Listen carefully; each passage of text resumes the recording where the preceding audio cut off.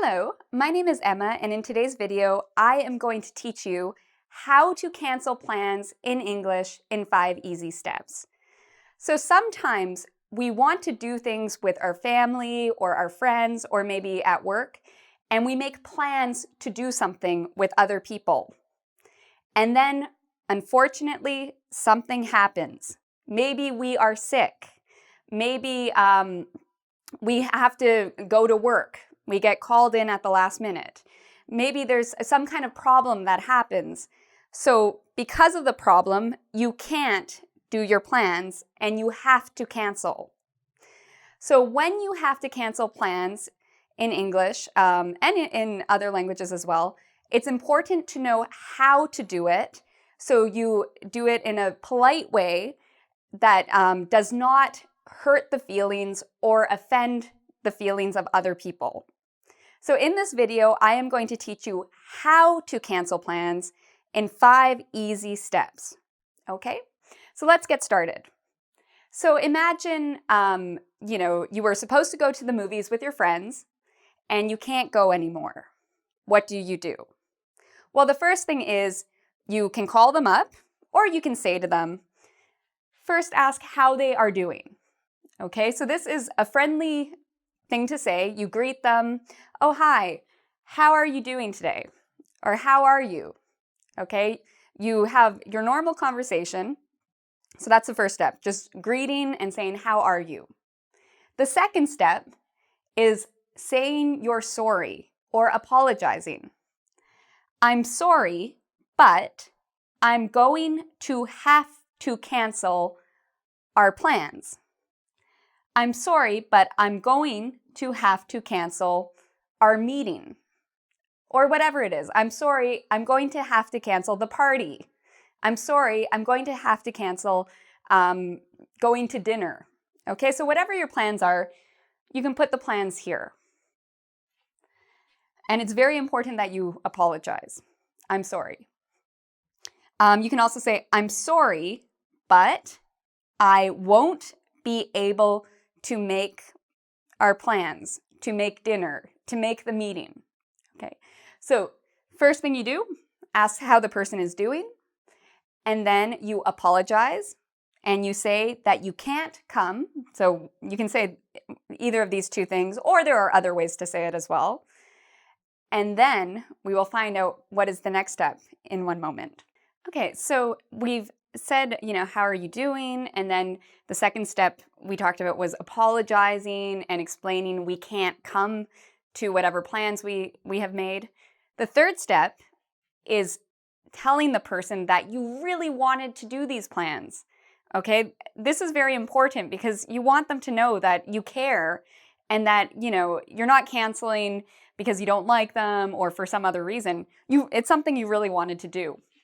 So how do we say this? So our third step, you can say, I was really looking forward to, and then you write the plan in here, or you say the plan. I was really looking forward to our meeting. I was really looking forward to hanging out. So you might say this if you're talking to friends. I was really looking forward to seeing you. I was really looking forward to our date. Okay, so whatever your plans are, you can put them in here. And I think this is actually one of the most important parts of canceling plans. Okay, so you really want to say this. All right, so what's the fourth step? The fourth step, part 4, is when we give our reason for canceling. Why are we canceling? So I was really looking forward to our meeting, but if you don't want to tell the person why you're canceling, you can say, something has come up. Okay, so if you want to be vague, you don't want to tell the person exactly what's happening, this is okay to say. I was really looking forward to our meeting, but something has come up. This means something has happened. Okay, so it's very vague, but it's a lot of people use this. I was really looking forward to our meeting, but I'm swamped with work. This means I have too much work to do. I didn't realize I'd get a lot of work, but now I have a lot of work. Okay, so sometimes we cancel because we're swamped with work, which means we have too much work. I was really looking forward to hanging out, but I'm sick. I have the flu. I have a headache. Okay, so we might say something like this. Let's look at another reason. I was really looking forward to seeing you, but I want to watch Netflix. So that would not be a good reason, okay?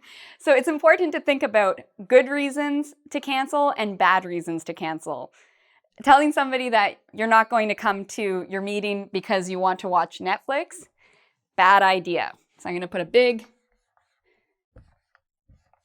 X right beside that. Okay, so we would not say this because that's how you get somebody else to feel very mad. So the three I said before, something has come up, I'm swamped with work, I'm sick. These are all good reasons why somebody might cancel. And there's many more. Maybe there's a snowstorm outside. Maybe there's a family emergency, okay? So the point here is try to be honest, as long as the reason isn't something like Netflix. In that case, maybe you don't want to be honest. That's not really a great reason to cancel anyway. But you want to be honest, and you want to understand that, you want the other person to understand why you can't make it. So honesty is the best policy. All right, now let's look at the final step for when we cancel plans. Okay, so now we've given our reason for canceling, and hopefully it's a good reason. So what's the final step of when you have to cancel plans? Well, if you want to reschedule, it's a very good idea to say, can we reschedule? This means, can we make plans for a later date? So for example, if you had to cancel going to the movies with your friends, you can say, can we reschedule? Can we go to the movies another time?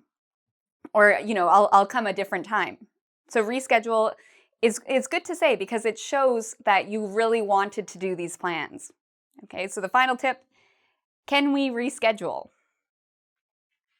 Okay, so we've looked at the 5 steps in canceling plans. There's one other thing I wanted to say about canceling plans. If you cancel plans a lot, in English we have a term for that. Okay, it's a bit of a negative term. We can call somebody who cancels a lot for bad reasons, like watching Netflix, we could call them a flake. Okay, so a flake is a person who cancels plans a lot for bad reasons. So in a sentence we might say, oh, she is a flake.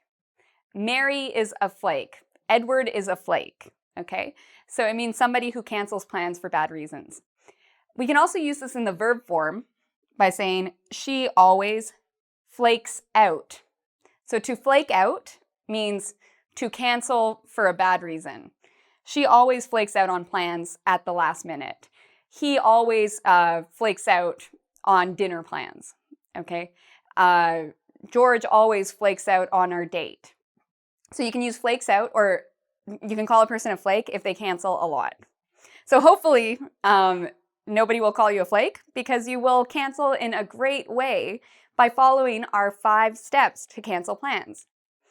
So thank you very much for watching this video. You can practice a lot of what we learned here, including the grammar, the English, and the vocabulary, by visiting our website at www.engvid.com. There you can take a quiz where you can practice a lot of what you just learned. I also would like to invite you to subscribe to my channel. I have a lot of different resources there on all sorts of different things, such as writing, pronunciation, vocabulary, conversational English, and many more. So thank you for watching, and until next time, take care.